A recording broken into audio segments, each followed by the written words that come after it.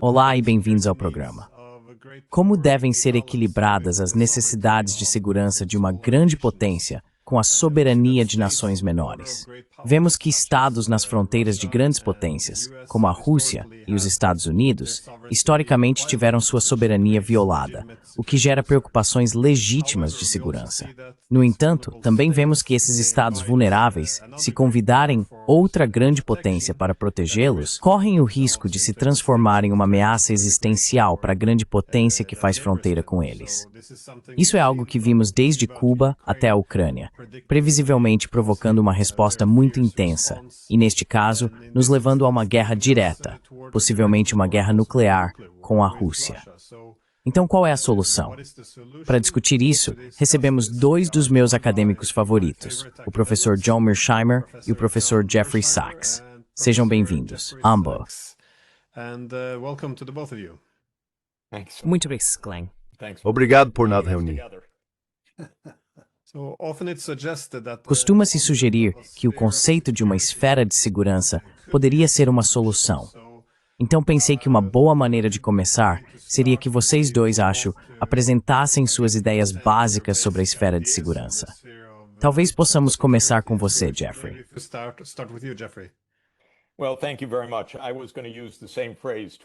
Bem, muito obrigado. Eu ia usar a mesma expressão, dois dos meus acadêmicos favoritos, e também iria além disso. Acho que John Mearsheimer é sem dúvida o especialista em política externa mais preciso e perspicaz dos Estados Unidos. Então, quando ele escreve ou fala, eu ouço e aprendo tudo, e quando ele duvida do que eu digo, fico preocupado. Portanto, essa será uma discussão muito interessante. John tem acertado em tantas coisas, claro, sobre Israel e Gaza, e também sobre a guerra na Ucrânia.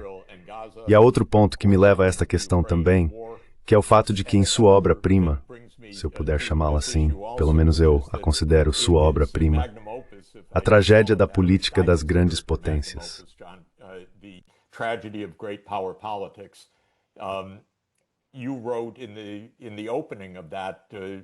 Você escreveu, logo no início, há quase 25 anos, que embora as relações entre os Estados Unidos e a China estivessem calmas, isso não duraria.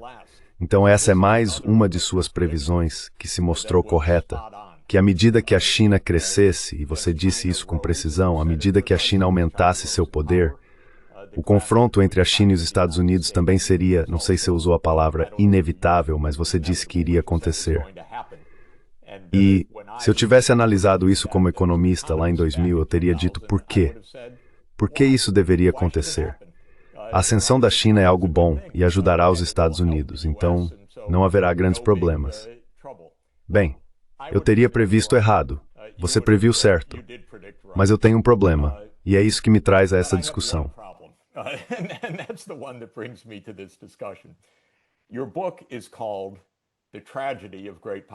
Seu livro se chama A Tragédia da Política das Grandes Potências, e prevê que, infelizmente, teremos confrontos entre as grandes potências. E esses confrontos podem ser muito mais do que guerras comerciais. Podem ser guerras reais. É isso que me leva a uma proposta sobre a qual venho escrevendo e refletindo nos últimos meses.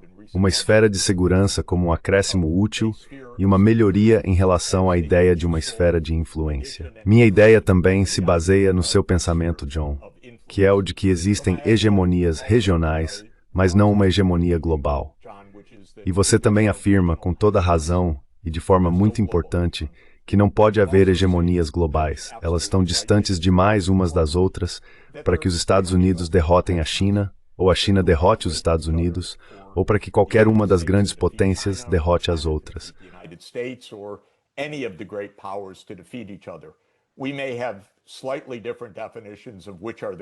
Podemos ter definições ligeiramente diferentes sobre quais países contam como grandes potências neste momento, mas eu diria que isso se aplica às quatro que considero grandes potências: os Estados Unidos, a Rússia, a China e a Índia.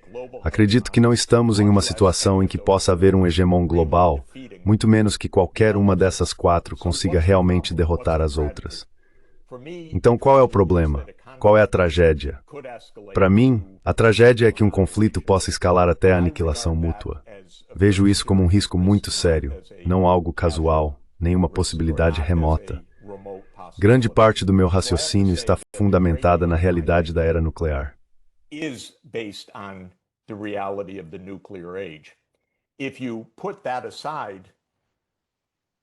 Se deixarmos isso de lado, o que eu acredito provavelmente perde força. Embora mesmo com armas convencionais, muitas pessoas poderiam morrer em uma guerra total, que seria horrível. Então não acho que seja apenas uma questão nuclear, mas para mim é a questão nuclear. Eu não quero uma guerra entre os Estados Unidos e a Rússia, ou entre os II e a China, ou entre a China e a Índia, ou qualquer combinação bilateral de países em que uma guerra possa escalar para um conflito nuclear e levar a um Armagedon global. E levo muito a sério o relógio do juízo final do Boletim dos Cientistas Atômicos. É uma ferramenta heurística e um símbolo gráfico, mas quando ele indica que estamos a 89 segundos da meia-noite, eu não ignoro isso como mera retórica vazia. Acho que isso reflete o quão perigoso o mundo realmente está neste momento.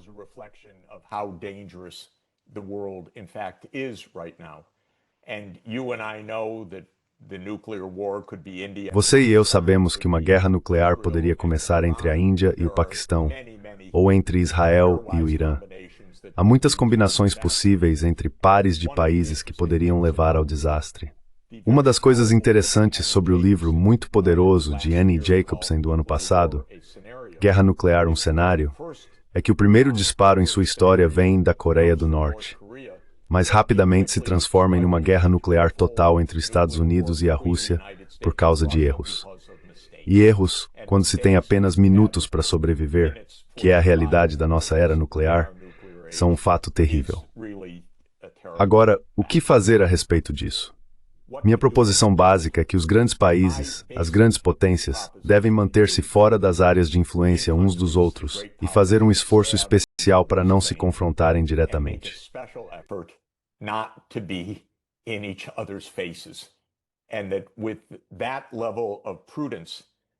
E com esse nível de prudência, garantido até mesmo em forma de tratado de várias maneiras, mas certamente por meio da diplomacia, teríamos a chance de manter uma certa distância uns dos outros. Em termos simples, realmente não acho que seria uma boa ideia para o Canadá, o México, Cuba ou qualquer estado caribenho ou a Venezuela convidar a China ou a Rússia para estabelecer uma base militar.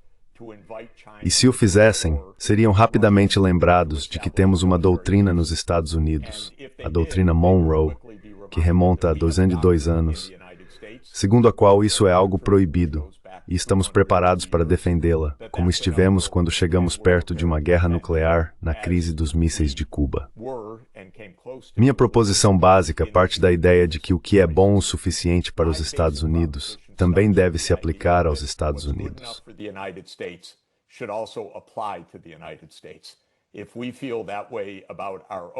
Se nos sentimos assim em relação ao nosso próprio bairro, devemos entender que a Rússia realmente se sente assim em relação ao seu, e a China realmente se sente assim em relação ao dela.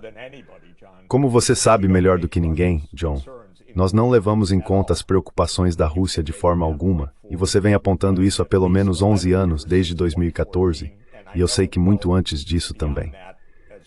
Eu começaria com a regra de ouro. Estou de acordo com a doutrina Monroe, com uma observação em nota de rodapé, e acho que ela deveria se aplicar a todos. Então, quando digo esfera de segurança, o que quero dizer é, fiquem fora dos bairros uns dos outros, com seus exércitos. Isso é muito importante, porque há outro termo amplamente usado e amplamente criticado. Ele tem uma longa trajetória nos assuntos internacionais, não sei exatamente de quando data, você provavelmente poderia nos dizer, esfera de influência.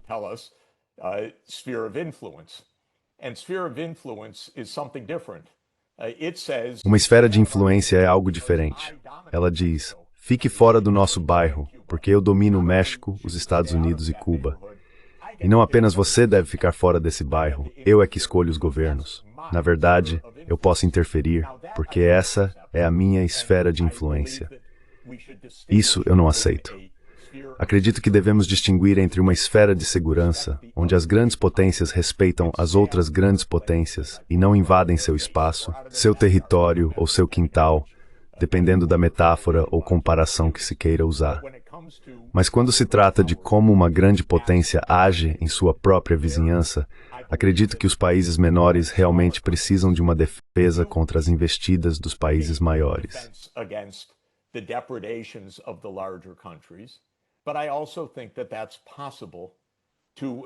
Mas também acho que isso é possível em grande medida, não totalmente, mas em grande medida, com base em normas, não na presença de outra grande potência na fronteira, o que é tão provocativo que leva ao tipo de desastre que estamos vendo na Ucrânia. Agora, nos Estados Unidos, nós realmente fizemos esse experimento de forma bastante eficaz. Tivemos 2 Roosevelts como presidentes. O primeiro Roosevelt era um verdadeiro imperialista, e com orgulho disso, e tinha o corolário Roosevelt, a doutrina Monroe. Se eu puder colocar em termos populares, se não se importar que eu diga assim, era algo como: podemos acabar com qualquer país que quisermos no hemisfério ocidental. Eles são nossos. Claro, deveríamos falar com suavidade, mas carregar um porrete muito grande, como ele disse famosamente.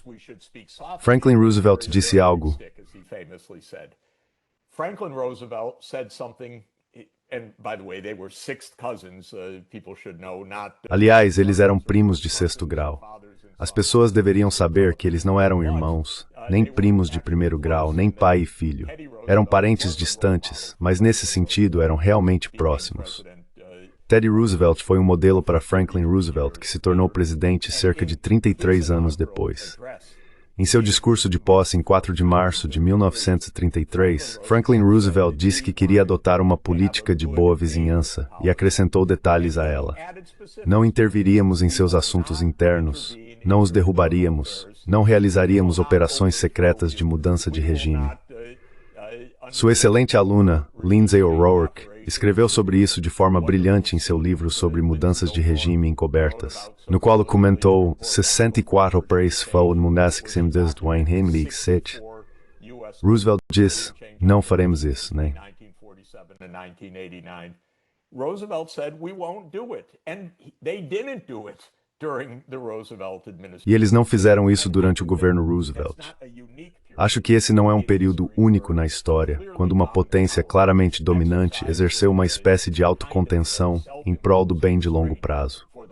Outro exemplo sobre o qual quero que conversemos, e que você também aborda em seu magnífico magnum opus, é a chamada paz confuciana, ou paz chinesa, um longo período que vai aproximadamente do início da dinastia Ming, em 1368, até a chegada dos britânicos na Primeira Guerra do Ópio, em 1839, durante o qual quase não houve guerras entre a China, monia da região, e os países menores, Vietnã, Coreia e Japão.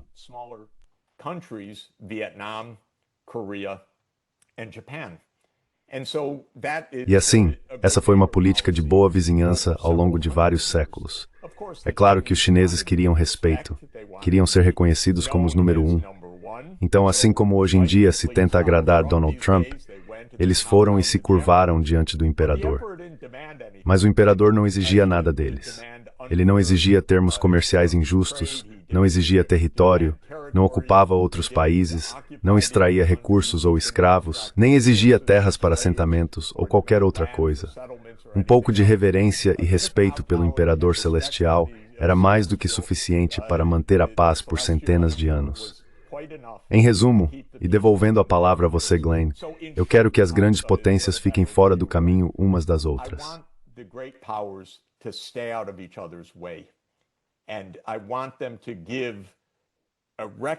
E eu quero que eles reconheçam que não é certo os Estados Unidos tentarem instalar uma base militar na Ucrânia ou na Geórgia. Não é certo tentar armar as regiões periféricas da China. É perigoso fazer isso. Não é necessário fazer isso. Isso não protege, de fato, os países menores. Na verdade, os transforma em estados vassalos das grandes potências e os torna muito vulneráveis a todo tipo de manipulação. E agora Donald Trump aparece exigindo todo tipo de tributo. Tributo real, não apenas agradá-lo com sorrisos e elogios, mas dinheiro sobre a mesa. Portanto, eu gostaria que as grandes potências tivessem suas doutrinas Monroe mutuamente respeitadas, que suas políticas de boa vizinhança fossem mutuamente respeitadas e que seguissem com decência e boa vontade. Ponto final.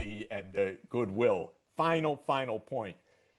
A sphere of security is not Uma esfera de segurança não é uma zona econômica exclusiva. Muito pelo contrário. Assim, a Ucrânia poderia comercializar com a Europa. Se a Europa fosse um pouco diferente do que imagina ser agora, ela poderia ingressar na União Europeia. Eu apenas acrescentaria a observação de que, como está se militarizando tão rapidamente, ou tentando, não sabemos se ingressar na União Europeia realmente significa aderir a um aparato militar ou não. Mas o ponto é que não quero descartar o comércio, não quero descartar o investimento, não quero descartar o turismo, não quero descartar relações normais. Quero descartar sistemas de mísseis, infantaria, bases militares e pontos de ameaça que possam rapidamente escalar para uma guerra com um pavio muito curto, porque geograficamente você está bem diante do outro lado.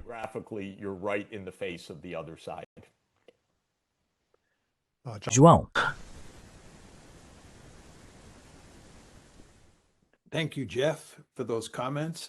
Obrigado, Jeff, por esses comentários. É maravilhoso estar aqui com dois dos meus teóricos de relações internacionais favoritos do planeta. Eu estava ansioso por essa troca de ideias há bastante tempo. Tenho um enorme respeito pelo Jeff, quero deixar isso muito claro.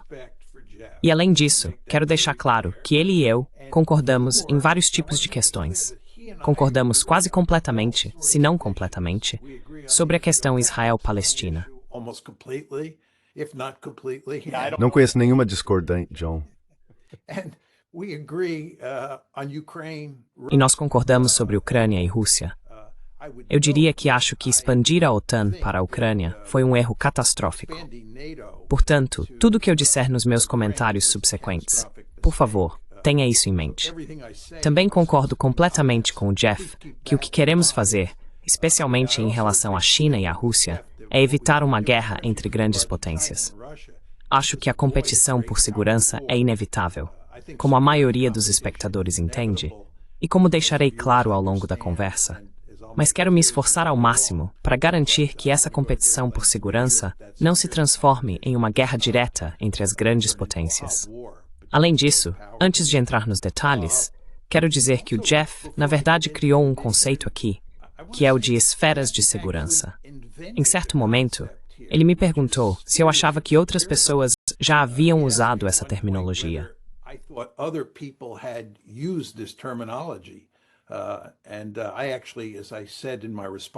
Como eu disse na minha resposta a ele, conversei com Lindsay O'Rourke, que, aliás, está escrevendo um livro sobre esferas de influência. Perguntei a ela se tinha visto alguma evidência de pessoas falando sobre esferas de segurança, e ela disse que não, e eu acho que isso é verdade. Então Jeff inventou esse novo conceito, que no meu mundo é muito importante, e tenho certeza de que também é no mundo dele. Mesmo assim, agora vou dedicar um tempo para tentar refutar o conceito dele de esferas de segurança. Deixe-me começar dizendo o que acho que Jeff está fazendo. Não acredito que o que vou dizer aqui seja controverso.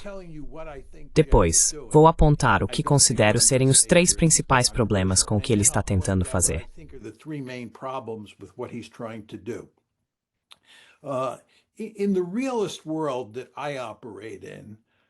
No mundo realista em que opero, esferas de influência são regiões geográficas dominadas por grandes potências. Elas delimitam essas esferas e se esforçam ao máximo para manter outras grandes potências fora da região.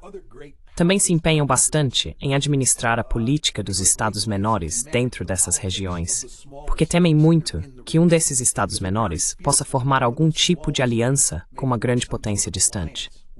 Portanto, essa é uma visão bastante realista da política internacional. As esferas de influência dizem respeito à competição.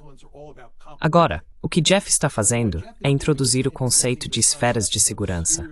Ele quer uma situação em que as grandes potências reconheçam as esferas de outros estados, não esferas de influência, mas as esferas ou vizinhanças de outros estados, como áreas das quais devem se manter afastadas.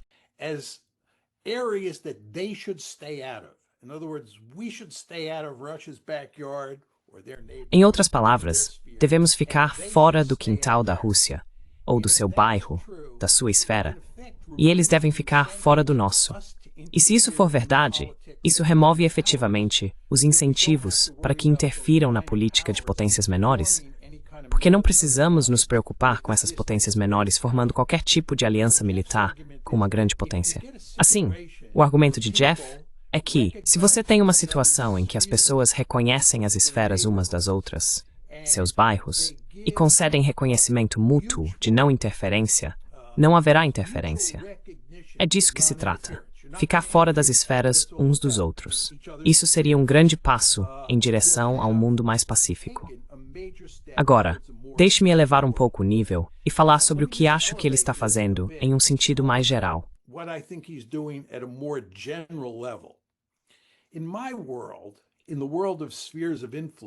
No meu mundo, o mundo das esferas de influência, que novamente é um mundo muito realista, é basicamente um mundo de soma zero, onde um estado ganha, outro estado perde, certo? E isso é capturado no famoso dilema de segurança. Basta pensar no que o dilema de segurança diz. Qualquer coisa que você faça para melhorar sua segurança, diminui a segurança de outros estados. É uma lógica muito orientada para a soma zero, e isso é o básico do realismo 101. É isso que está em jogo na invenção de Jeff desse conceito de esferas de segurança. Ele quer se afastar disso, especialmente em certas regiões, tanto quanto possível. O que ele quer é um mundo em que haja indivisibilidade da segurança, especialmente nessas regiões.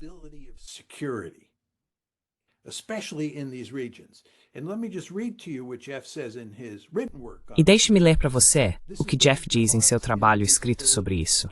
É assim que ele define a indivisibilidade da segurança.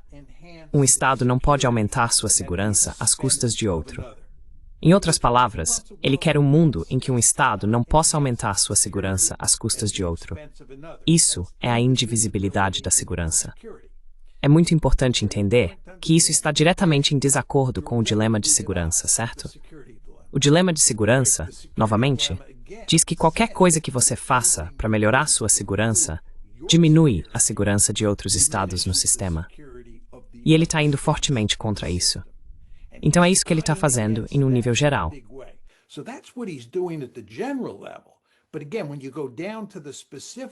Mas, novamente, quando você desce ao nível específico, ele quer se afastar das esferas de influência, certo?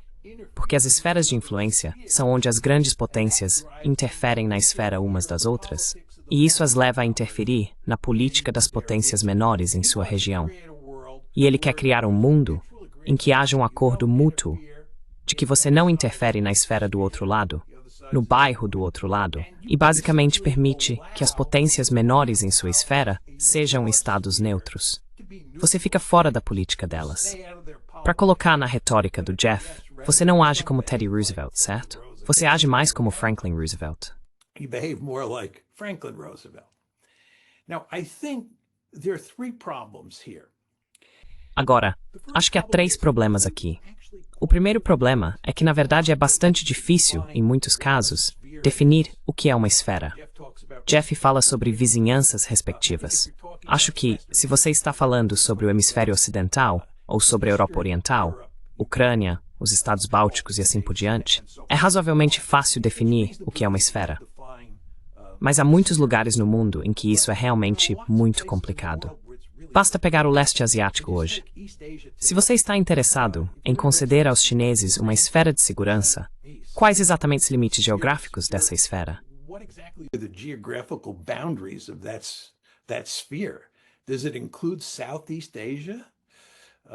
Isso inclui o Sudeste Asiático? Inclui o Nordeste Asiático? É toda a Ásia Oriental? Pode-se fazer esse argumento. Mas acho que haveria muitos estados na região, sem mencionar os Estados Unidos, que não aceitariam isso. É muito mais fácil aceitar o fato de que a Ucrânia é uma esfera de influência da Rússia, sem dúvida alguma. E pode-se até argumentar que é fácil fazer o mesmo para os Estados Unidos no hemisfério ocidental. Mas acho que não se deve subestimar esse problema. Vou dar apenas mais um exemplo para ilustrar o que estou tentando dizer. Vamos considerar a Europa Ocidental e Central durante a Guerra Fria. Obviamente, a Europa Oriental fazia parte da esfera de influência da União Soviética.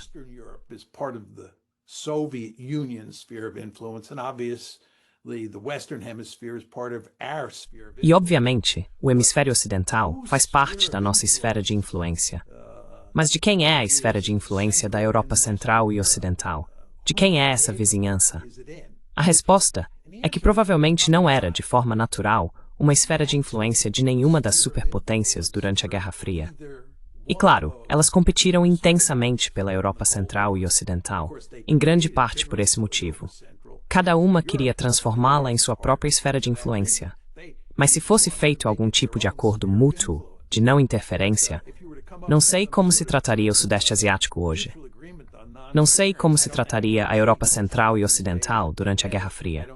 Portanto, às vezes é muito complicado definir o que realmente é uma esfera. Sometimes to define what is a sphere. This brings us to the second problem, which is related. Isso nos leva ao segundo problema, que está relacionado. Supondo que o mundo não esteja claramente dividido em uma série de esferas de influência, que sejam todas óbvias e nas quais seja possível chegar a um acordo, isso significa que haverá grandes porções do planeta que não se encaixam na lógica de Jeff. Elas não são esferas de segurança. E a pergunta que você precisa se fazer é: o que está acontecendo fora das esferas de segurança de Jeff? Ele não diz que se deve tirar o realismo, a competição por segurança ou a política de equilíbrio de poder, chame como quiser, da mesa nessas regiões, nessas áreas, fora de suas esferas de segurança.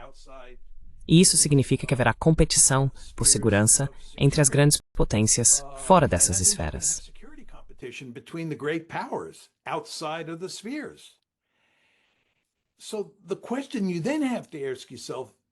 Então, a pergunta que você precisa se fazer é se acha que a competição por segurança vai acabar se infiltrando nas esferas de segurança.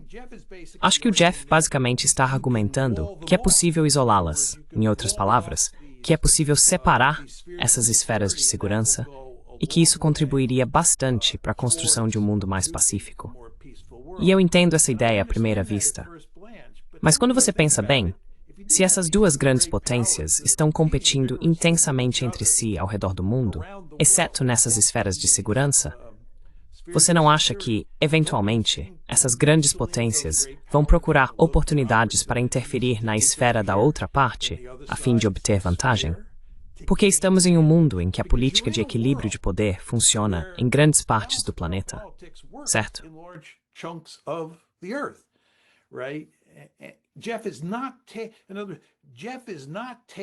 Jeff não está descartando completamente o realismo 101. Ele não está dizendo que seu argumento sobre a indivisibilidade da segurança se aplica a todos os casos. O dilema de segurança, certo, e a política de soma zero ainda estão em jogo em certas áreas. E o que estou dizendo é que enquanto isso for verdade, os incentivos continuarão existindo para que as grandes potências interfiram nas esferas umas das outras. E então voltamos às esferas de influência.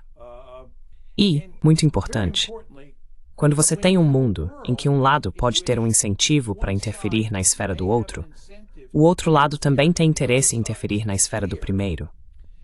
Se você tem um mundo em que existem duas grandes potências que possuem esferas, chame-as de esferas de segurança ou esferas de influência.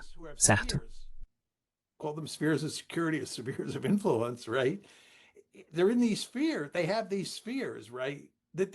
Eles estão nessas esferas. Eles têm essas esferas, certo? Que dominam. Cada lado vai querer eliminar a capacidade do outro lado de dominar sua própria esfera, certo? E além disso, haverá incentivos muito fortes para garantir o controle da política das potências menores dentro dessa esfera, certo? Então, o que estou dizendo aqui é que acho, Jeff, que a menos que você consiga tirar o realismo 101 da mesa, corre o risco de que a competição realista fora das suas esferas de segurança infiltre essas esferas e as transforme em esferas de influência. Meu terceiro e último problema com o seu argumento é que você acredita poder oferecer garantias mútuas de segurança.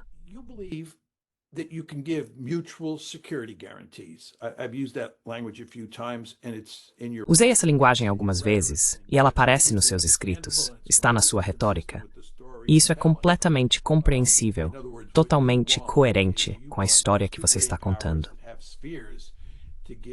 Em outras palavras, o que você quer é que essas duas grandes potências, que compartilham esferas de influência, ofereçam garantias de segurança, garantias mútuas de segurança. o que é outra forma de dizer garantias de que não interferirão nas esferas uma da outra. Acho que isso é muito difícil de fazer na política internacional. E a razão é que a incerteza permeia a política internacional. Além disso, este é um mundo muito dinâmico. A mudança acontece o tempo todo. Se você pensar no mundo dos anos 1990 e compará-lo ao mundo em que vivemos hoje, ocorreram mudanças fundamentais.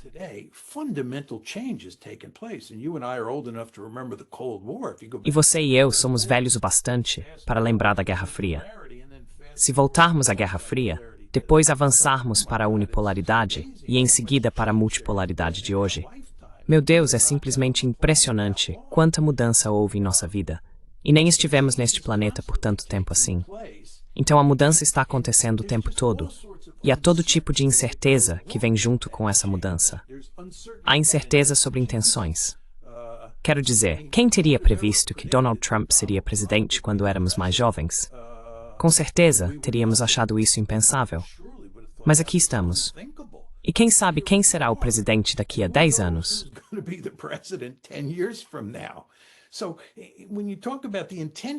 Então, quando você fala sobre as intenções dos estados, nunca se pode ter muita certeza. E quando você fala sobre capacidades, certo? Olhe para a China. Se você observar a China em 1990 e depois em 2025, é como a diferença entre o dia e a noite em termos de capacidades. Meu Deus, esse país é tão impressionante em termos de poder econômico e agora também em poder militar. Muita gente achava que isso era impossível. Achavam que a China cresceria economicamente, mas não se tornaria o país extremamente poderoso que é hoje, que se tornaria um concorrente de igual para igual dos Estados Unidos. Então, o que estou dizendo é que em um mundo cheio de incertezas, que é o mundo da política internacional, as mudanças acontecem o tempo todo. Change takes place all the time, and very importantly, where there's no higher authority. E muito importante, onde não há uma autoridade superior para garantir que essas garantias de segurança sejam cumpridas. Para garantir que se eu te der, Jeff, uma garantia de segurança e depois a violar, eu seja responsabilizado, eu seja punido. Isso não acontece na política internacional, como você sabe, porque não existe uma autoridade superior.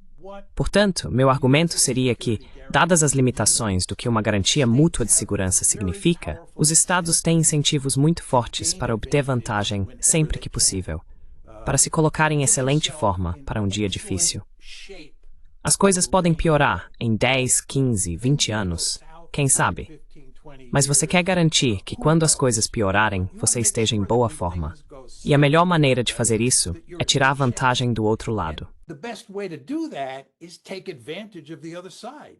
And if you could take advantage of the other side E se você puder tirar vantagem do outro lado dentro de sua esfera, você fará isso. E isso apenas nos leva de volta a um mundo de esferas de influência, onde as grandes potências competem entre si. Não apenas para construir esferas de influência, na minha retórica. Elas competem entre si para construir esferas. Basta pensar na competição da Guerra Fria, na Europa Ocidental e Central. Elas também competem em termos de interferir nos quintais umas das outras. Pense na crise dos mísseis de Cuba. Pense em todos os esforços que fizemos durante a Guerra Fria para minar a União Soviética em seu próprio quintal. Portanto, acho que sua ideia é excelente do ponto de vista normativo. excellent from a normative point of view. If we could get the world to work the way Se pudéssemos fazer o mundo funcionar do jeito que você quer, isso seria algo bom. Eu entendo perfeitamente isso. Entendo completamente o quanto você se sente desconfortável com a minha noção de tragédia e como você gostaria de transcender a natureza trágica da política internacional, da forma como eu a descrevo. Entendido. Mas o meu ponto é, você não pode fazer isso, certo? E acho que se olharmos para o registro histórico, realmente não há evidências de que tenhamos conseguido isso. E a razão é que a lógica realista básica, que sustenta as esferas de influência, quase sempre prevalece sobre a lógica básica, que sustenta as suas esferas de segurança. Então vou parar por aqui e passar a palavra para você, Glenn, e para você, Jeff, para entrarem na conversa. jump in. Yeah, I'll just I'd Vou apenas acrescentar algumas perguntas rápidas para ambos, antes que respondam um ao outro. O conceito de uma esfera de segurança tem algumas semelhanças com o que o presidente Medvedev propôs em 2008, logo após a Guerra da Geórgia. Ele apresentou uma proposta para evitar outra guerra, essencialmente o que estamos vendo hoje na Ucrânia. Mas ele a chamou de esfera de interesse, e seu argumento era que uma esfera de interesse seria conceitualmente muito diferente de uma esfera de influência. Uma esfera de influência sugere influência exclusiva. Por exemplo, que a Rússia deveria ter influência exclusiva na Ucrânia ou na Geórgia.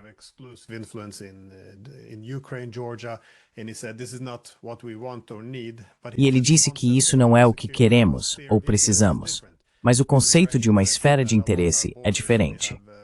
Ele reconhece que ao longo de nossas fronteiras, temos por razões históricas interesses privilegiados. Então, a diferença era que eles não exigiriam influência exclusiva. No entanto, quando atores estrangeiros ou outras grandes potências atuam ao longo dessas fronteiras, em países como Ucrânia ou Geórgia, eles teriam que levar em conta os interesses russos e acomodar a Rússia nesses processos. E assim, novamente, eu diria apenas que implicitamente parece que já praticamos isso em algumas situações.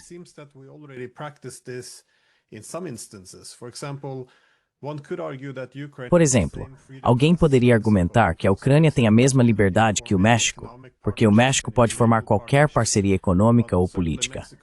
Mas certamente o México não tem a liberdade, como John sugeriu, de se unir a um bloco militar com os russos ou os chineses. Novamente, parecia que isso também era senso comum no Ocidente, porque se lembrarmos de 2008, os europeus estavam bastante preocupados com o que aconteceria se começássemos a interferir demais no quintal da Rússia. Angela Merkel argumentou que seria uma declaração de guerra puxar a Ucrânia para a OTAN. Mas desde aqueles dias, meio que nos afastamos disso. Passamos a usar mais argumentos normativos sobre como o mundo deveria ser. Ou seja, todo país tem o direito de se unir.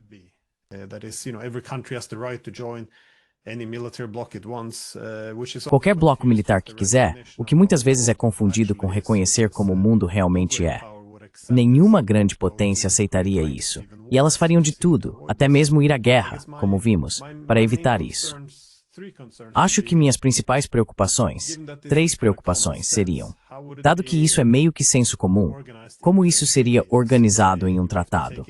Como você disse, precisamos considerar suas preocupações quando estivermos em áreas historicamente sensíveis ao longo de sua fronteira. Acho que a segunda seria: como evitar que uma esfera de segurança se transforme em uma esfera de influência?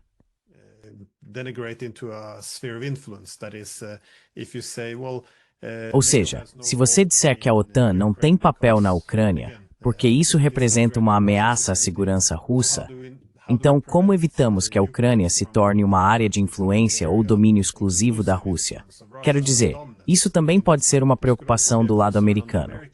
Ninguém aceitaria bases militares ao longo da fronteira americana, mas ao mesmo tempo, ninguém gostaria de ver os Estados Unidos, por exemplo, retirando os recursos da Venezuela. Então, como se evita que uma esfera de segurança se transforme, essencialmente, em uma esfera de influência? E o último ponto que direi é um pouco do que o John estava sugerindo.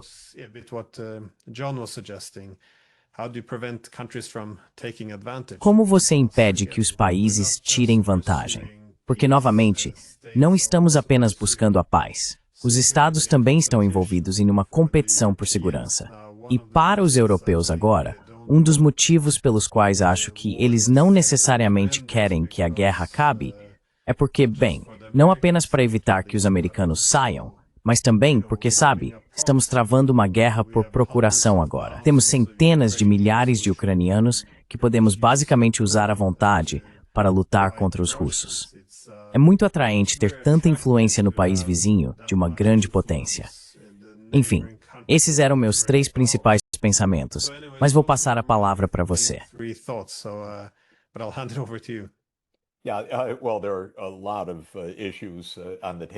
Sim, bem, há muitas questões em pauta neste momento. Deixe-me tentar abordar algumas delas. Primeiro, a geografia ainda importa na guerra. O tempo que um drone ou um míssil leva para alcançar a capital em um ataque de decapitação é importante, e as grandes potências claramente reconhecem isso. Os Estados Unidos realmente não queriam armas nucleares em Cuba, e a Rússia realmente não quer as forças armadas dos Estados Unidos na Ucrânia. E quando eles disseram isso ao longo dos anos, não queremos estar a 3 minutos de um ataque de míssil, foram bastante explícitos a respeito.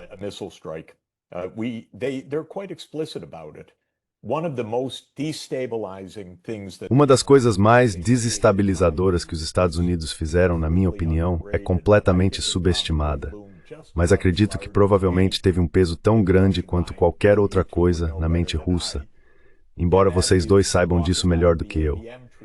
E isso foi sair do Tratado ABM em 2002 e começar a instalar sistemas antimísseis balísticos, os sistemas Aegis, na Polônia e na Romênia.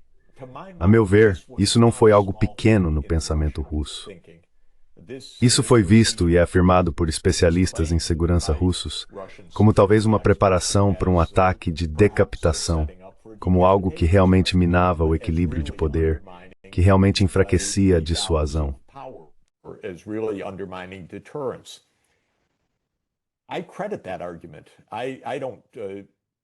Eu reconheço esse argumento. Não o descarto. Acho que os Estados Unidos enlouqueceriam completamente se a Rússia começasse a construir mísseis antibalísticos ao longo de nossa fronteira. Embora eu não tenha os mapas para mostrar aqui, acredito que poderíamos fazer muito melhor do que estamos fazendo agora para entender que certas áreas são extremamente provocativas e arriscadas. Eu colocaria a Ucrânia bem no topo dessa lista. Colocaria a Geórgia bem no topo dessa lista. Colocaria o sul do Cáucaso bem no topo dessa lista.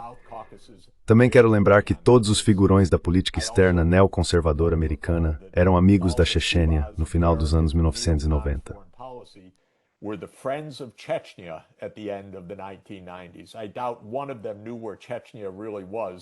Duvido que algum deles soubesse onde a Chechênia realmente ficava, mas sabiam que isso poderia irritar profundamente os russos.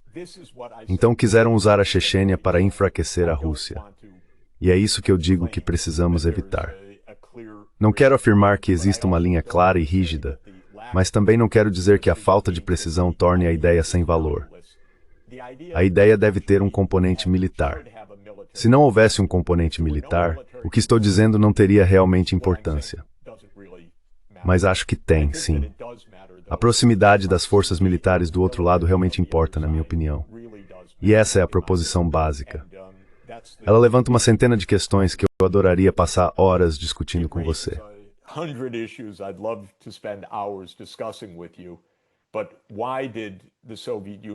Mas por que a União Soviética ocupou a Europa Central e Oriental após a Segunda Guerra Mundial?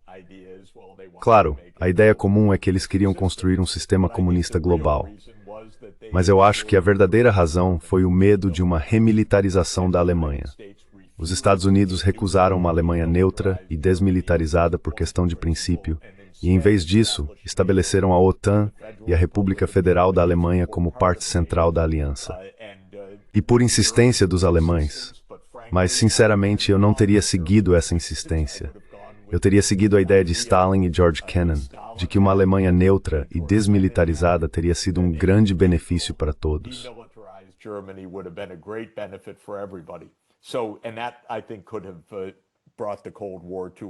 Isso eu acho poderia ter encerrado a Guerra Fria muito antes.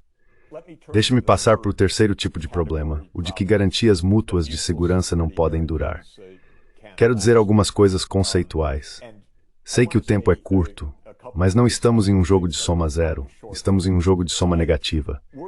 Quando temos uma corrida armamentista, quando temos uma competição que pode transbordar em desastre, isso é um jogo de soma negativa.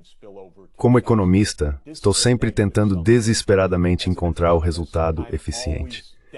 Então, para quem conhece o dilema do prisioneiro, o famoso jogo, o chamado equilíbrio, ou equilíbrio de Nash, do dilema do prisioneiro não é um resultado de soma zero.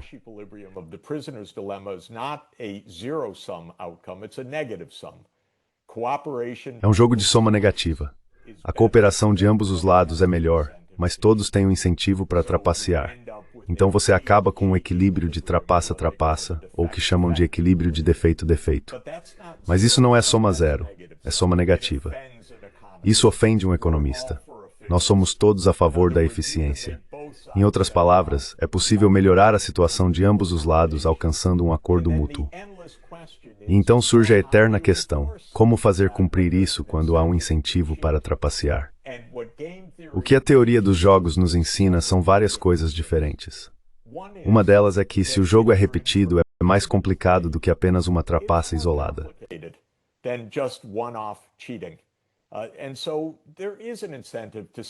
E, portanto, há um incentivo para manter um tratado. Não é perfeito, mas também não é nulo. O futuro projeta uma sombra sobre as decisões do presente. Os tratados de armas nucleares realmente funcionaram, exceto quando os Estados Unidos se retiraram unilateralmente deles. Isso prova tanto o ponto do John quanto o meu. O ponto do John é que os Estados Unidos se retiraram deles. O meu ponto é que os soviéticos e os russos realmente os cumpriram.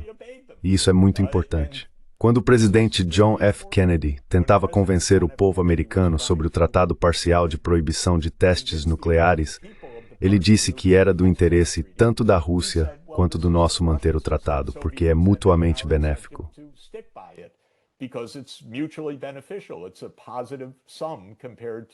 É uma soma positiva em comparação a uma corrida armamentista nuclear. Ele convenceu o Senado por uma maioria esmagadora e os soviéticos mantiveram o Tratado de Proibição Parcial de Testes Nucleares. Ele também disse algo muito importante, que não estava procurando, sabe, a era milagrosa em que os conflitos desaparecem. Acho que estamos em uma luta constante com a realidade que John descreve. Em outras palavras, é claro que há trapaças. É claro que nenhum tratado durará para sempre, mas vamos continuar vivos pelos próximos 20 anos. Vamos fazer o melhor que pudermos, vamos assinar tratados, tentar cumpri-los e usar os efeitos da reputação.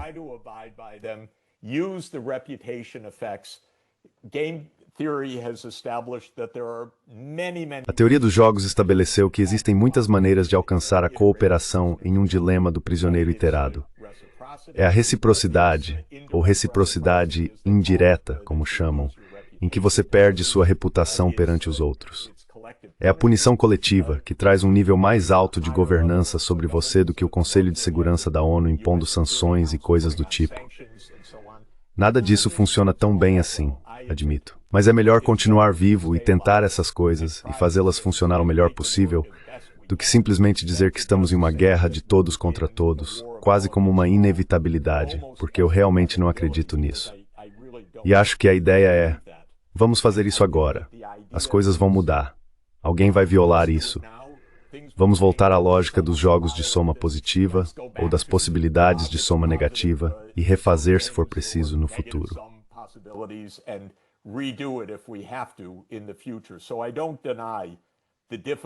Então eu não nego as dificuldades, mas também acho que tanto a teoria dos jogos formal, por assim dizer, quanto a experiência histórica mostram que existem períodos de paz que são realmente construídos. Eles são baseados em parte em tratados e acordos mútuos e duram por muito tempo, e então deixam de durar. E aí surge um grande risco de guerra. Estou muito preocupado com a lógica que diz: sim, vai acontecer, a guerra vai acontecer. Eu simplesmente detesto a realidade nuclear do momento, que é que eu realmente acredito nesse conceito de revolução nuclear, de que algo é realmente verdadeiramente, horrivelmente diferente agora em nossa realidade. Nós realmente temos uma espada nuclear de Damocles sobre nossas cabeças. Então precisamos nos esforçar ainda mais para acertar isso. E o terceiro ponto que John mencionou, que era o número 2 na contagem dele, é que continuaríamos a ter competição em outros lugares.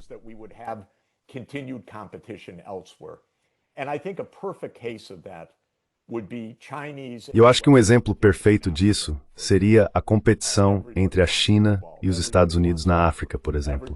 Todo mundo quer cobalto, todo mundo quer cobre, todo mundo quer os recursos, todo mundo quer os votos, talvez na ONU, seja o que for.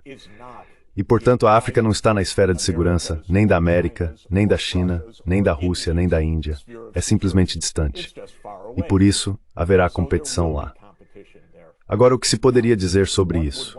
Eu diria que sim, é verdade. Eu, é claro, tentaria evitar isso.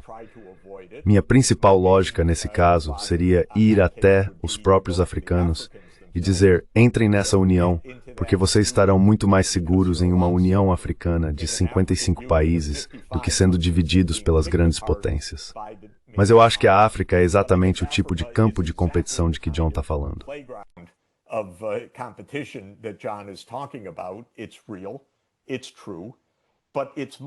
É real, é verdade. Mas é muito menos provável que se transforme em uma guerra nuclear, e muito mais provável que envolva escaramuças locais, ou até guerras, golpes ou outras coisas, sem dúvida. Mas é improvável que seja o gatilho de uma guerra nuclear, porque literalmente há mais tempo e espaço. Não é um confronto direto.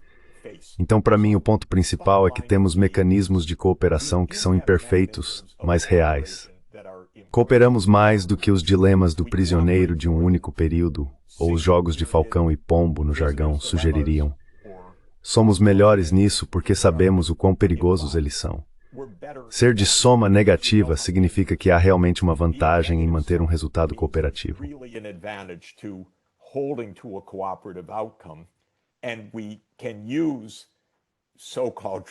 E podemos usar as chamadas estratégias de gatilho, que significam que, se você quebrar esse acordo, eu quebrarei 10 acordos no futuro.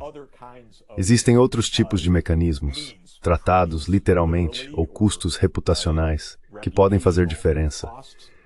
E só para acrescentar um ponto sobre isso, o Ocidente, os Estados Unidos e a Europa acreditavam que, quando a guerra na Ucrânia se intensificasse, Putin ficaria isolado mundialmente. Eles falavam como se, o mundo inteiro sabe que esse homem é um tirano. E claro, isso não aconteceu, um ponto que nós três temos enfatizado constantemente. O presidente Putin é muito respeitado, obrigado, em bem mais de uma centena de países ao redor do mundo. Por quê?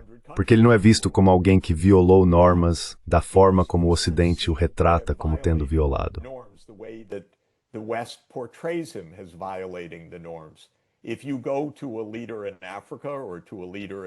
Se você for a um líder na África ou a um líder na Ásia, eles dizem: por que os Estados Unidos provocaram essa guerra? Eles não a veem como a guerra não provocada que os Estados Unidos ou a Europa afirmam que seja. Putin não sofreu um grande custo reputacional com essa guerra, porque, na minha visão, o que ele fez foi provocado, como John Mearsheimer nos explicou em 2014. Portanto, na minha opinião, este é um exemplo de como a reputação importa. Mas Putin não perdeu reputação, apenas dentro da bolha da propaganda ocidental, não na opinião mundial, porque isso foi visto como uma violação de uma norma pelos Estados Unidos. Por que eles são tão agressivos? Porque estão pressionando a OTAN? Porque estão tentando estar na Ucrânia? Porque derrubaram um governo em fevereiro de 2014? E assim por diante.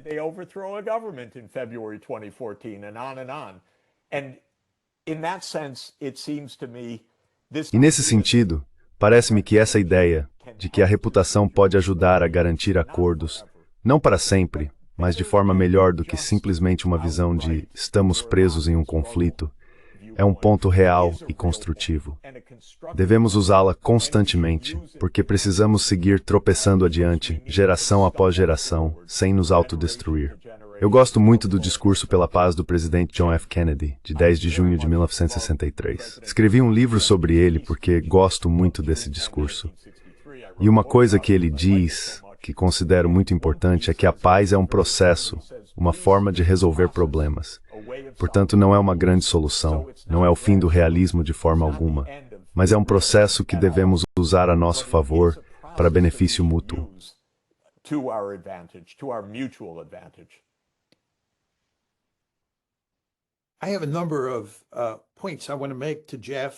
Tenho vários pontos que quero destacar para você, Jeff, e para você, Glenn. Antes de tudo, sobre os Estados Unidos e a China competindo na África, na verdade, acho que a verdadeira competição acontecerá no Oriente Médio.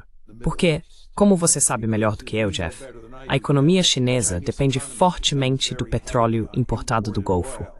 E o Golfo Pérsico, há muito tempo, é uma área de grande interesse estratégico para os Estados Unidos. Mas, se você pensar bem, a competição entre os Estados Unidos e a China no Golfo se estende para a competição naquela esfera de segurança que vocês querem criar no leste asiático.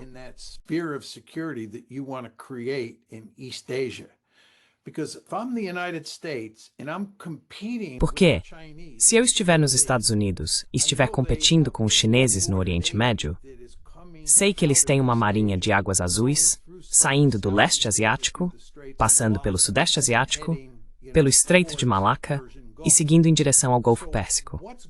Portanto, o que acontece no leste asiático, especialmente no sudeste asiático, tem impacto sobre o que está acontecendo com os chineses no Oriente Médio. Dá para ver como a competição no Oriente Médio, que, como você corretamente apontou, não é naturalmente uma esfera de influência de nenhuma dessas grandes potências, pode afetar a forma como os Estados Unidos pensam sobre interferir ou não interferir no leste asiático, especialmente no sudeste asiático.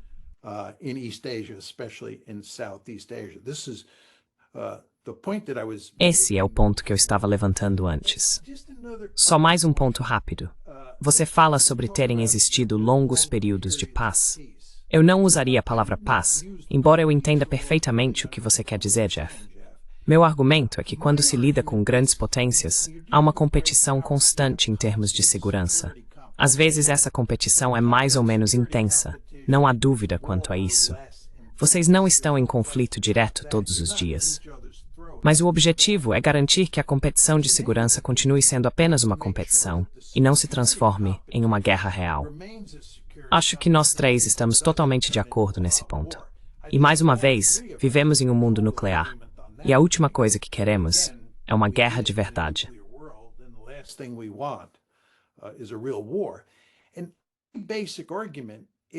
O argumento básico é que é importante entender, e talvez eu não devesse dizer isso, mas vou dizer, que é preciso aceitar minha lógica, porque ela é tão poderosa que você precisa contorná-la. Em outras palavras, você não pode simplesmente tirar minha lógica da tragédia da política das grandes potências da mesa. Ela está incorporada ao sistema, e é preciso reconhecer isso e lidar com ela.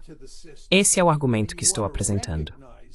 Não estou dizendo que devemos sair por aí e estrangular os chineses amanhã, ou que precisamos fazer mais para pressionar os russos.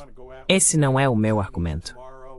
Meu argumento é: entenda como este mundo funciona, entenda a natureza trágica da política internacional e faça tudo o que puder para administrá-la.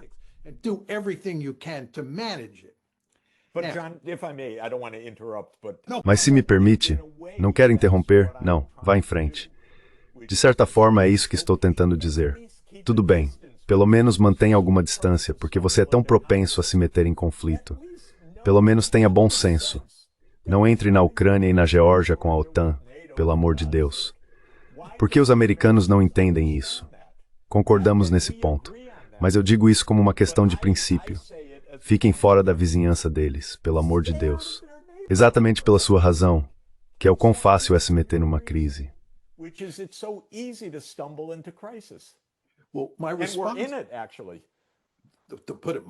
E na verdade, estamos nisso. Para dizer o mínimo, minha resposta não é dirigida a você. É dirigida àquelas pessoas que achavam que poderíamos, e ainda podemos, expandir a OTAN para incluir a Geórgia e a Ucrânia. Elas não aceitam minha lógica. Eu aceito. Eu sei. Ok, mas só estou dizendo que elas não aceitam.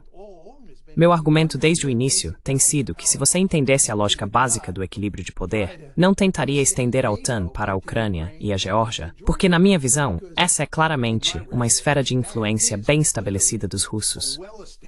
E eles lutarão até a morte para impedir que você transforme a Ucrânia em uma plataforma de lançamento de mísseis que possam atingir a Rússia.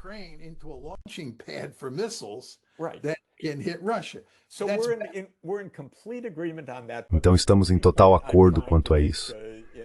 Mas o único ponto que estou tentando destacar, para acrescentar uma nuance, é que se chamarmos isso de uma esfera de segurança na Ucrânia, e não de uma esfera de influência, nos livramos, acredito, de um argumento legítimo.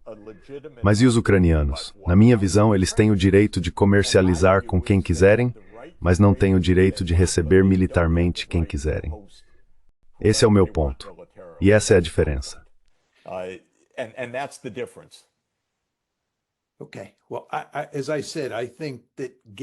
Certo, bem, como eu disse, acho que conseguir um acordo mútuo e fazê-lo valer é muito difícil. Quero fazer outro ponto, e vou me esforçar bastante para não entrar em detalhes excessivos aqui.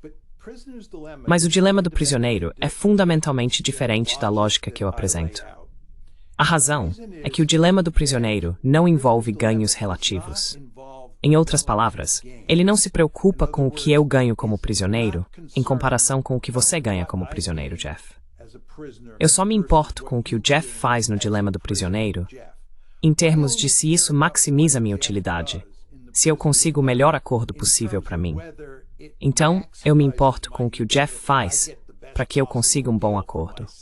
O que acontece com o Jeff no final, eu não me importo. What happens to Jeff in the end, I don't care about, right? Whether Jeff ends up more powerful than me. Certo. Se o Jeff acabar mais poderoso do que eu, ou não, isso não importa no dilema do prisioneiro. Tudo que me importa é a minha própria utilidade, para usar a linguagem das ciências sociais. Minha lógica é fundamentalmente diferente. Minha lógica é que me importo muito com o que acontece com o Jeff. Quanto poder ele ganha como resultado de jogar o dilema do prisioneiro em comparação com o quanto John ganha. O poder relativo importa muito. Ou, em termos um pouco diferentes, ganhos relativos sustentam minha lógica realista, enquanto ganhos absolutos, certo, no dilema do prisioneiro, você só se importa com os seus próprios ganhos. Então acho que o dilema do prisioneiro não é análogo ao que estou falando. Agora, deixe-me fazer 2 outros pontos bem rápidos. Now, let me make 2 other very quick points. One is just on Germany. Uma é apenas sobre a Alemanha. Na verdade, acho que conseguimos a melhor solução. Basicamente, nós a dividimos ao meio e tivemos a Guerra Fria. Seu argumento é que deveríamos ter tido uma Alemanha neutra. Deveríamos ter permitido que a Alemanha se reunificasse após a guerra e se tornasse neutra. Ela estaria amplamente desarmada, algo parecido com o que fizemos depois da Primeira Guerra Mundial, mas sem o lado punitivo. Certo, sem o lado punitivo. Mas o problema é que não se pode ter certeza de como a Alemanha será em 20 ou 30 anos. Você não pode me garantir que uma Alemanha unificada, mesmo que neutra, em 45 ou 1946, seja quando for, ainda será neutra em 1996. E eu não quero correr esse risco. Então acho que chegamos à melhor solução.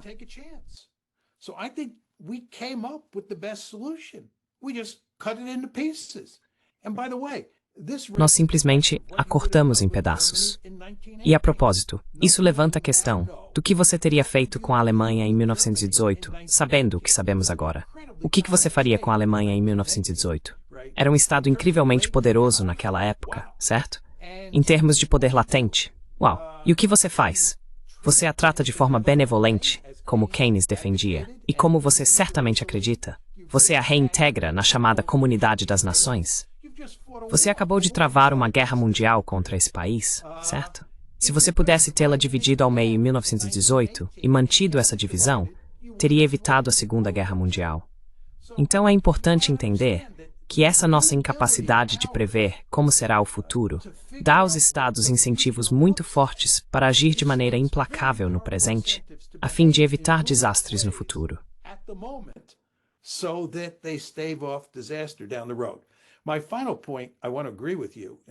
Meu ponto final, e quero concordar com você nisso, é sobre a proximidade geográfica e a ideia de colocar mísseis em um lugar como a Ucrânia, ou até mesmo sistemas ABM na Europa Oriental. Esses sistemas ABM, aliás, poderiam facilmente ter sido usados para lançar mísseis ofensivos contra a Rússia. Certo. Veja, durante a Guerra Fria, nos anos 1980, o governo Reagan estava no poder. E agora sabemos, a maioria de nós já sabia na época, que estávamos ansiosos para desenvolver uma capacidade de primeiro ataque contra a União Soviética. Dado que eles tinham um número enorme de mísseis, a forma de fazer isso era com uma estratégia de decapitação. E lembro que as pessoas costumavam dizer, bem, não conseguiremos atingir todos os mísseis soviéticos.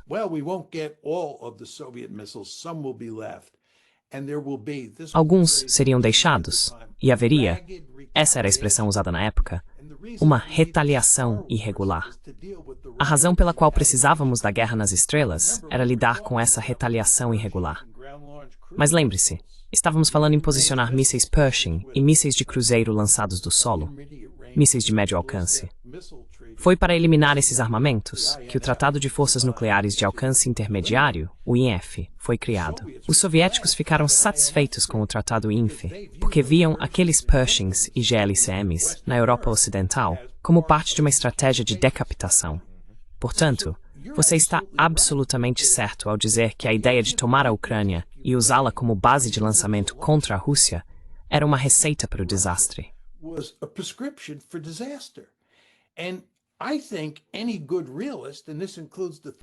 E eu acho que qualquer bom realista, e isso inclui nós três, entende que isso era pedir por grandes problemas. E como é de se esperar, tivemos grandes problemas. Então é claro o que fazemos. Redobramos a aposta.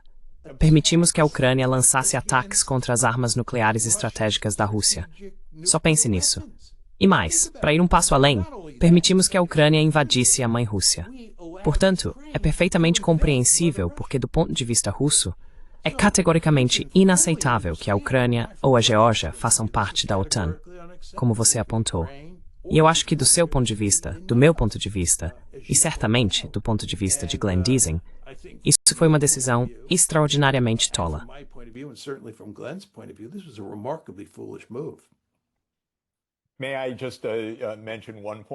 Posso apenas mencionar um ponto, e então espero que possamos fazer outro programa para discutir a Alemanha em 1918 e a Alemanha em 1945, porque isso seria absolutamente fenomenal. O ponto que eu destacaria é que o seu modelo de poder relativo é fantástico, perfeitamente rigoroso e lógico. Mas ainda assim é um equilíbrio de soma negativa, no sentido de que se você pensar em cada lado jogando de falcão ou pombo da maneira tradicional, como o poder relativo importa, ambos os lados acabam jogando de falcão. E esse é o ponto nessa interpretação. Em um mundo incerto, se o outro lado jogar de pombo, ótimo. Mas se o outro lado jogar de falcão, é melhor você jogar de falcão também.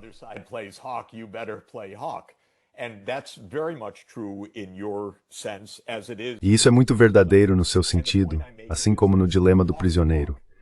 O ponto que estou destacando é que a estratégia falcão-falcão é pior para ambos do que pombo-pombo. A relação é a mesma nos dois casos. Um é uma corrida armamentista ou uma guerra aberta. Em outras palavras, um desperdício custoso de recursos, seja moderado ou desastroso, e o outro é a paz baseada na reciprocidade. Sua posição realista, plenamente rigorosa, é que a posição falcão-falcão, ainda mais do que num dilema do prisioneiro típico, é o equilíbrio, porque como você ousaria jogar como pombo? Então chegar a pombo-pombo, você diz, é muito difícil no mundo incerto, sem uma autoridade superior e com circunstâncias em constante mudança.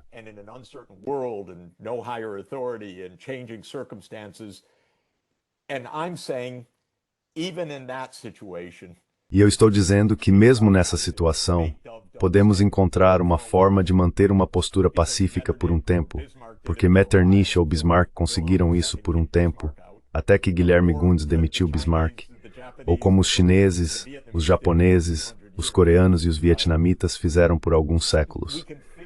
Podemos encontrar maneiras de recuar o suficiente para não sermos excessivamente belicistas. E concordamos nos detalhes sobre a Ucrânia, por exemplo.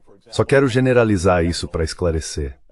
Não é sacrificar a Ucrânia dizer que ela não pode entrar na OTAN, porque ela pode comercializar conosco e nós vamos investir nela. E a Rússia não vai poder afirmar que é sua esfera de influência. Mas eles têm razão em dizer, não coloquem seus mísseis lá.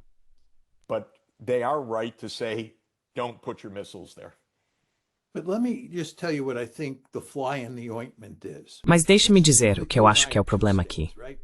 Vamos supor que você e eu sejamos dois estados, certo?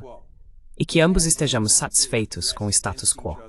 A última coisa que queremos fazer é agir com agressividade um contra o outro, ou contra qualquer outra pessoa.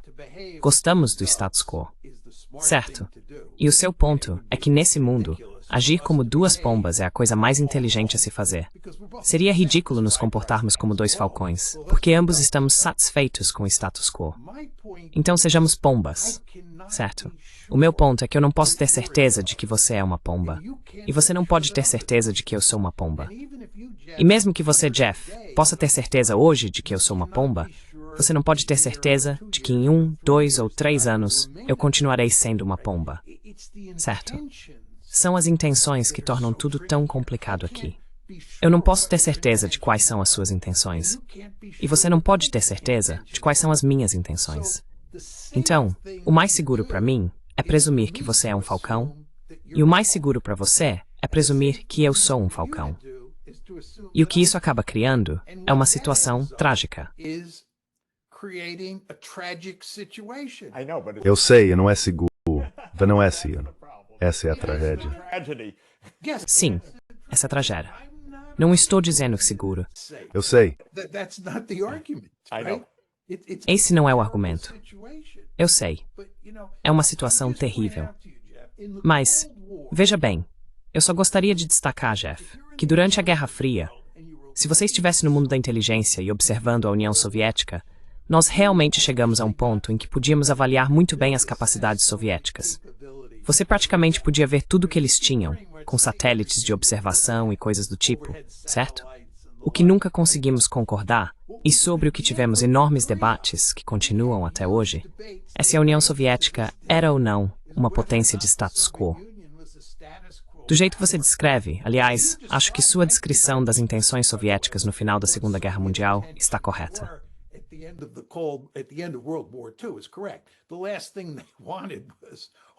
A última coisa que eles queriam era uma guerra mundial com os Estados Unidos, depois do que havia acabado de acontecer com eles. Naquele momento, já tinham segurança mais do que suficiente, porque haviam resolvido efetivamente o problema alemão.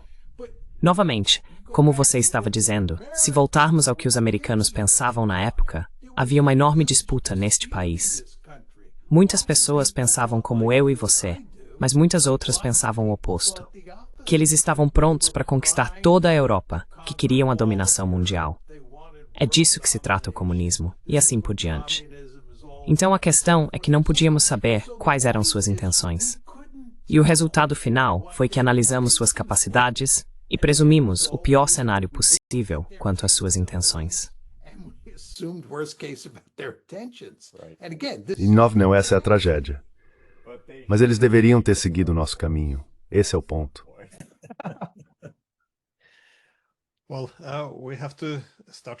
Bem, precisamos começar a encerrar. Eu só pensei que para terminar em uma nota positiva, comentaria, porque acho essa ideia de esferas de segurança muito, bem, eu gosto dela como conceito.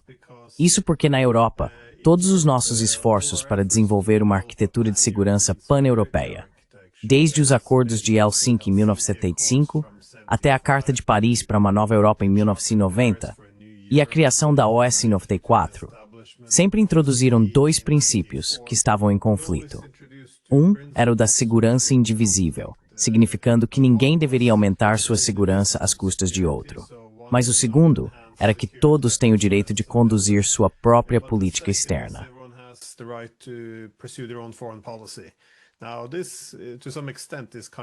Agora, isso até certo ponto é contraditório, porque digamos que a Ucrânia deveria ter a liberdade de aderir à OTAN se assim desejar. No entanto, é claro, isso viola o princípio da segurança indivisível. Mas veja, essas duas coisas podem, na verdade, ser harmonizadas. Ou seja, se você tem uma esfera de segurança, essencialmente essa é a abordagem, então a segurança indivisível se torna responsabilidade das grandes potências. Ninguém está obrigando a OTAN a entrar na Ucrânia. Novamente, é responsabilidade das grandes potências. E acho que é aí que a OTAN falhou, com sua política de portas abertas e o expansionismo da OTAN. É quase como uma lei da natureza.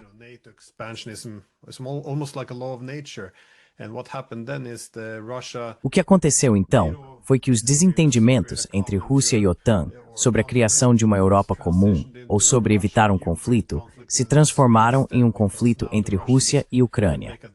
Porque agora os russos não conseguiam mais chegar a um acordo com a OTAN. Eles precisavam impedir os ucranianos. E eu acho que sim, por essa razão temos uma guerra. Porque a OTAN ignorou a segurança indivisível, e depois a Rússia ignorou os direitos soberanos da Ucrânia de fazer o que quisesse. Enfim, acho que todas as nossas ambições de construir essa arquitetura de segurança pan-europeia acabam deixando de lado um componente, e a esfera de segurança poderia ajudar a preencher essa lacuna. Mas, novamente, eu me considero um realista bastante rigoroso, embora com algumas inclinações idealistas. Então gostaria de acreditar que ainda há oportunidades de reforma. Enfim, alguma consideração final antes de encerrarmos? Não, só quero dizer o quanto sou grato por sempre aprender com vocês dois. E espero que possamos voltar e conversar sobre algumas dessas outras questões, porque elas são realmente fascinantes. A história é muito importante, porque ajuda a formar nossa compreensão do presente. Sim, eu concordo totalmente com isso, Jeff.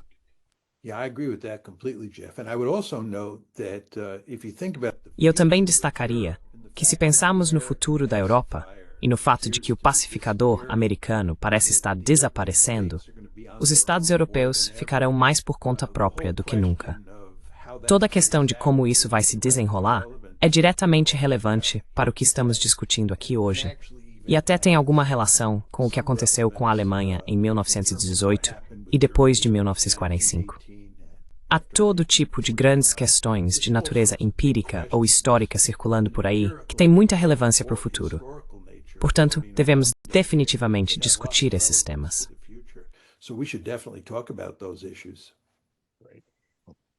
Obrigado mais uma vez. É ótimo estar com vocês dois. Muito obrigado. Tchau, pessoal. Tchau, tchau.